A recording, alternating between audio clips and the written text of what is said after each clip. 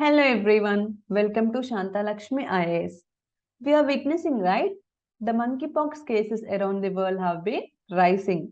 In this context, the World Health Organization has declared this monkeypox virus as a public health emergency of international concern.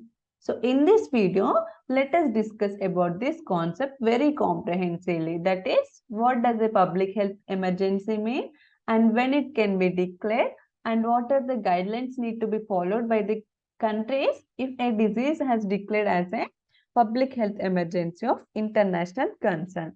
So to begin with, why this public health emergency of international concern is in news? We have discussed, right? Recently, the World Health Organization has declared this global monkeypox outbreak as a public health emergency of international concern, which is a step below that of a pandemic. This public health emergency of international council is a one step below that of a pandemic.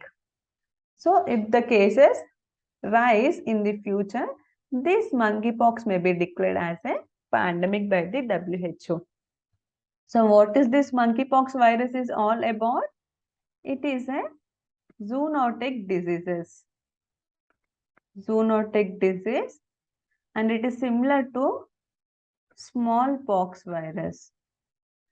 And regarding this monkeypox virus, we have made a video regarding this very comprehensively. So what does this monkeypox virus mean? And what are the hosts? And how is it transmitted?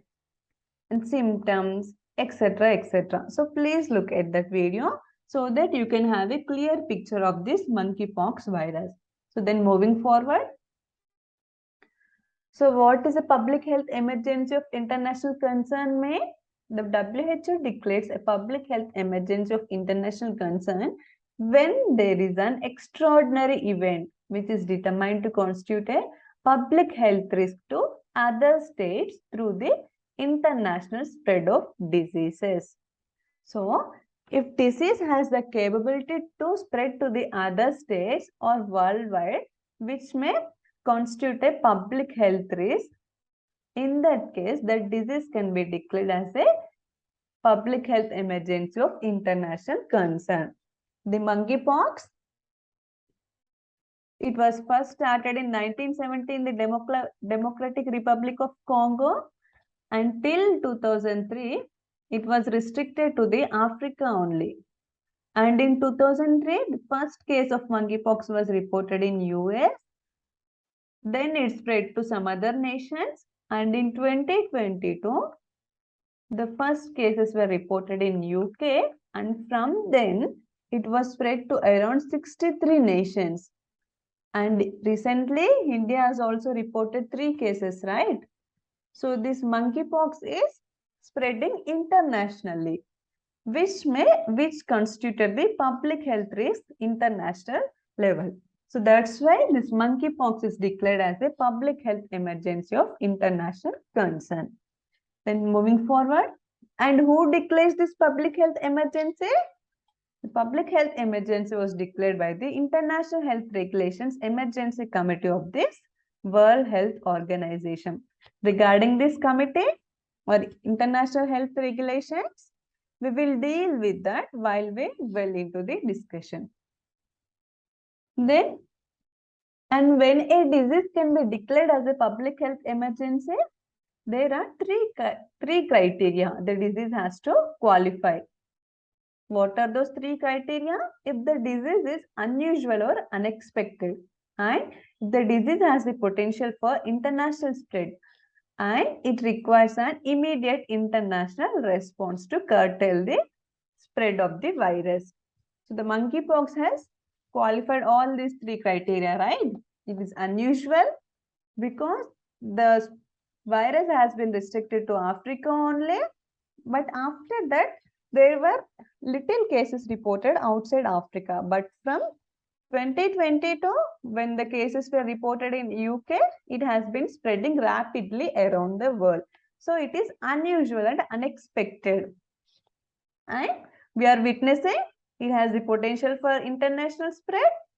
So that's why there is a need for immediate international response to curtail the spread. And moving forward, and what are the guidelines to follow by the countries?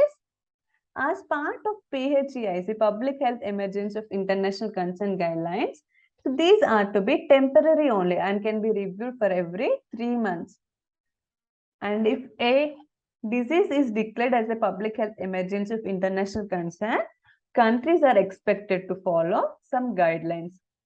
And based on these guidelines, the countries are grouped into 3 categories. What are those categories? Countries with no reported cases or where the last case was from 21 days ago. And what is the second category? Countries with recently imported cases and experiencing human to human transmission. And what is the third category? Countries where cases are being reported and history of the presence of the virus. So first category is countries with no reported cases or where the last case was from 21 days ago. Second category is countries with recently imported cases and experiencing human to human transmission. And the third category of countries where cases are being reported and there is a presence of the virus in the country. So these are the 3 categories of countries. And what are the guidelines?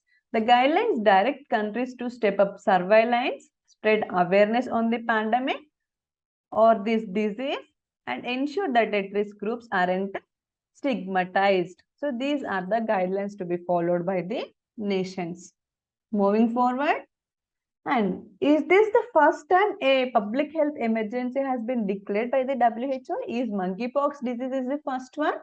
No, this monkeypox disease is the 7th such public health emergency of international concern. Previously, there were 6 diseases which were declared as public health emergencies by the WHO. What are those diseases?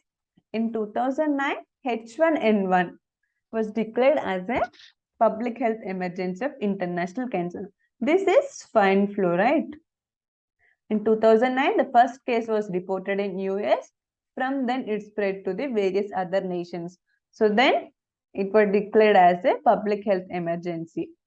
And in 2014, polio is declared as a public health emergency due to the increase in cases. And this polio can be affected within children below the 5 years of age.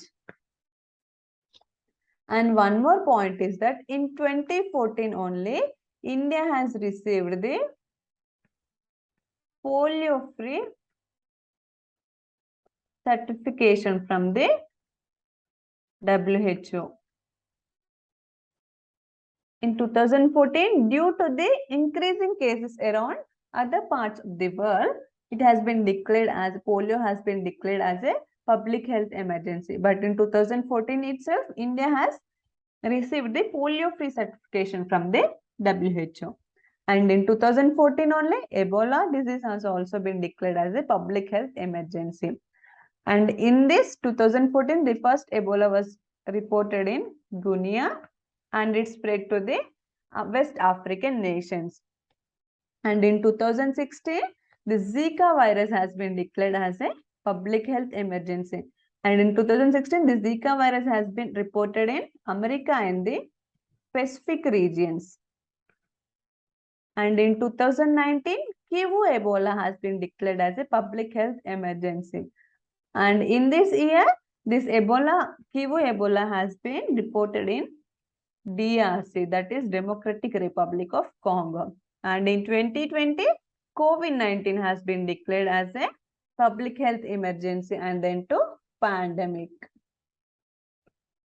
So these are all the diseases which were declared as the public health emergency of international concern. What are those?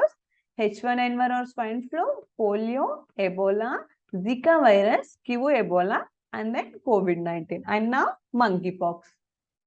And moving forward, so what is this international health regulations? This international health regulations emergency committee only declare any disease as a public health emergency, right? So what are these regulations? These regulations represent A binding international legal agreement. See, these are binding agreements which involves 196 countries across the globe, including all the member states of the WHO. And what's the aim of this IHR, International Health Regulations?